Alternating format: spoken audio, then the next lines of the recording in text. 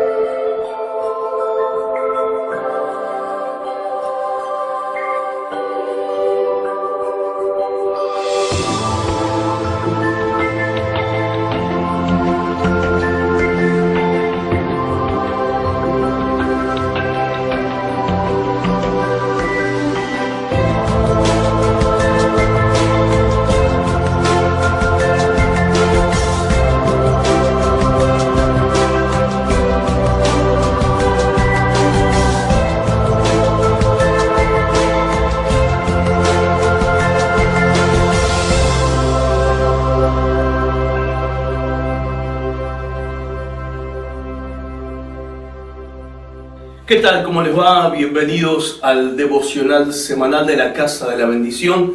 Soy el pastor Horacio Alcaraz de Concordia, provincia de Entre Ríos, en la República Argentina. Y esta semana vamos a hablar y a estudiar sobre un tema muy importante para nuestra vida como creyentes.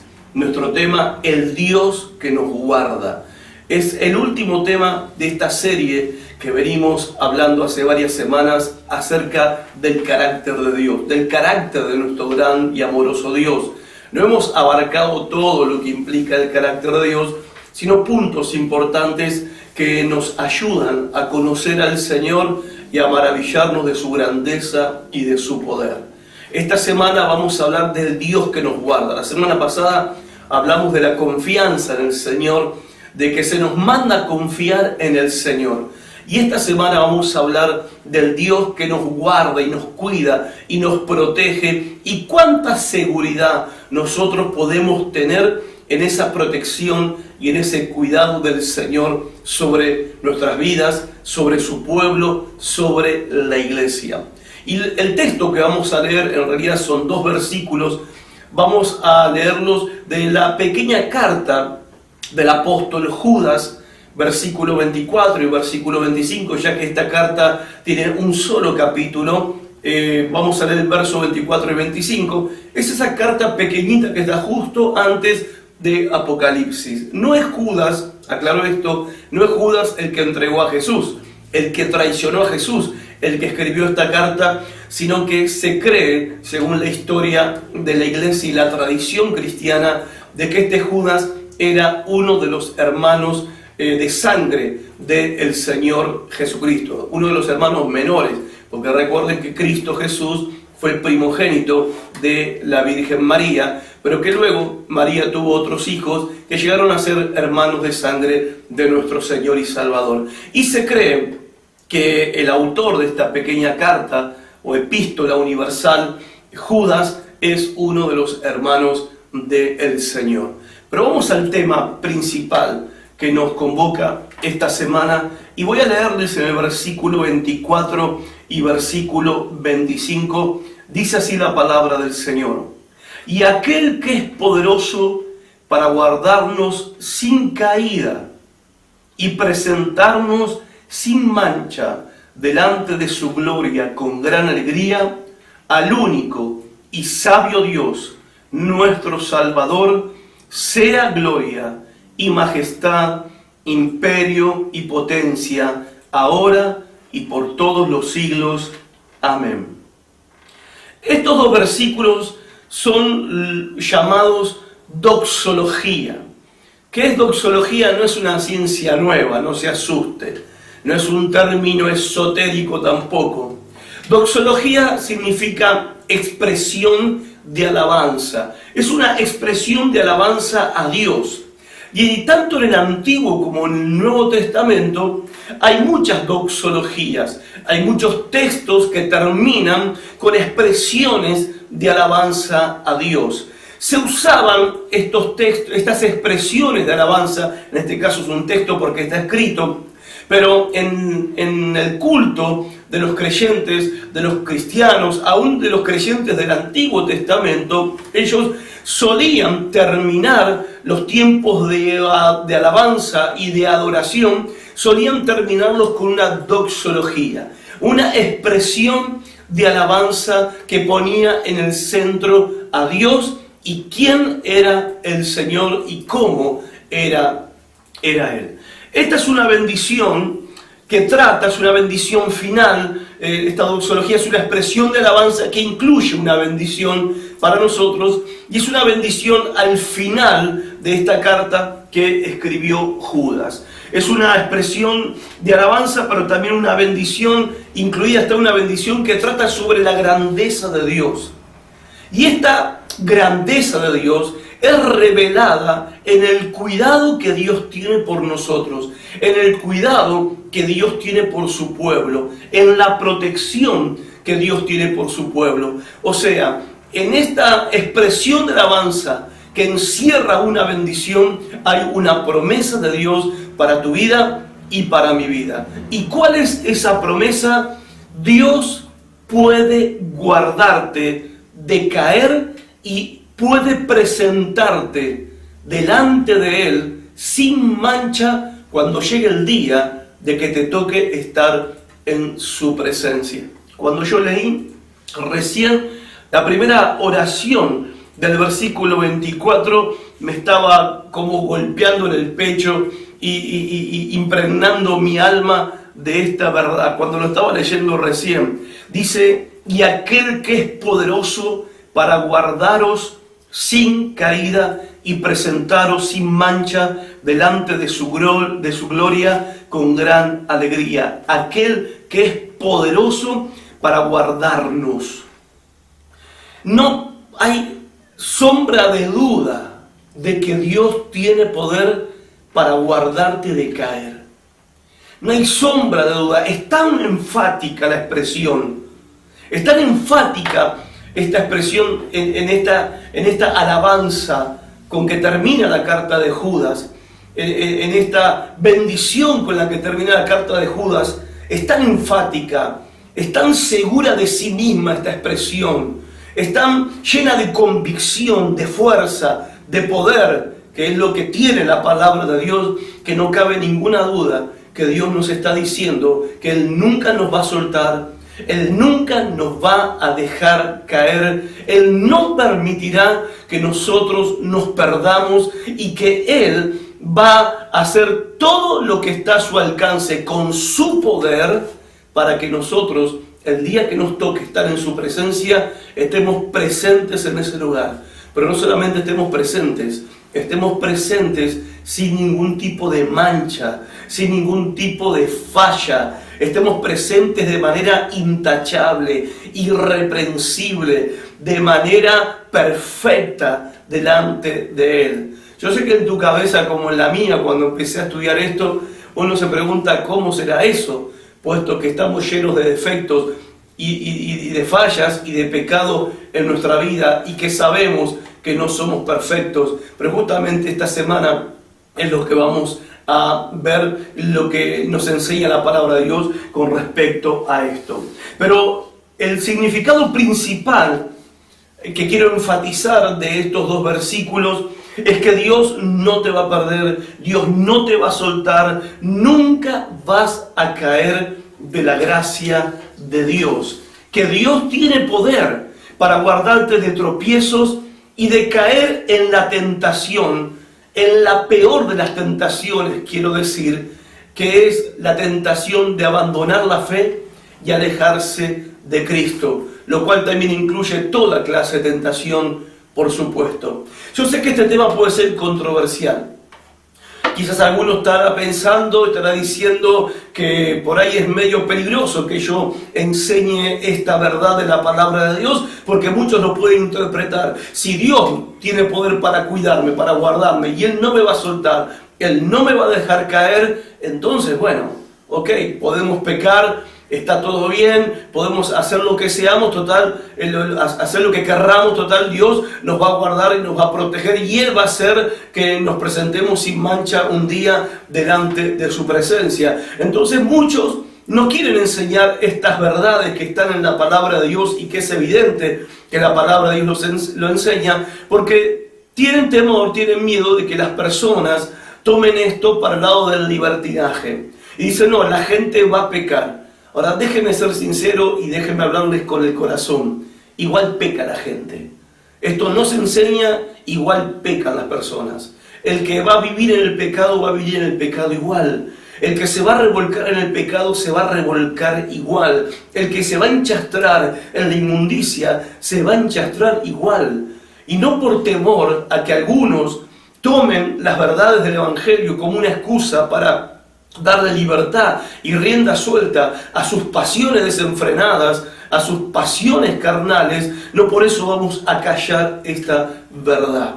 De todos modos, los que quieran hacer su propia vida, harán su propia vida, y eso es señal de que no pertenecen a Cristo. Esta palabra, esta promesa de que Dios nos guardará de caer y nos guardará para presentarnos delante de Él un día en el cielo, intachables, sin mancha y perfectos delante de su gloria, es una promesa para los verdaderos creyentes que aman a Cristo, para los verdaderos fieles, para los que siguen a Cristo con todo su corazón y quieren honrarle y quieren obedecerle.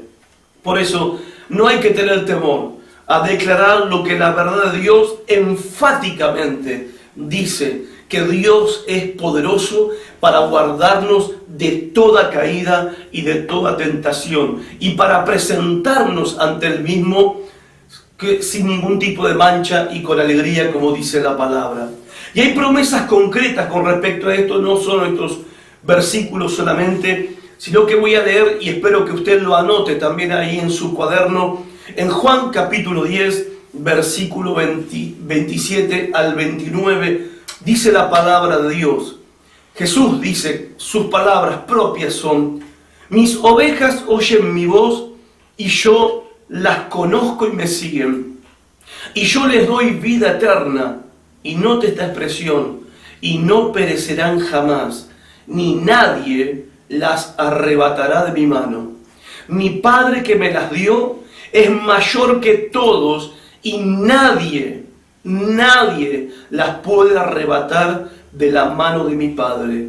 Yo y el Padre uno somos.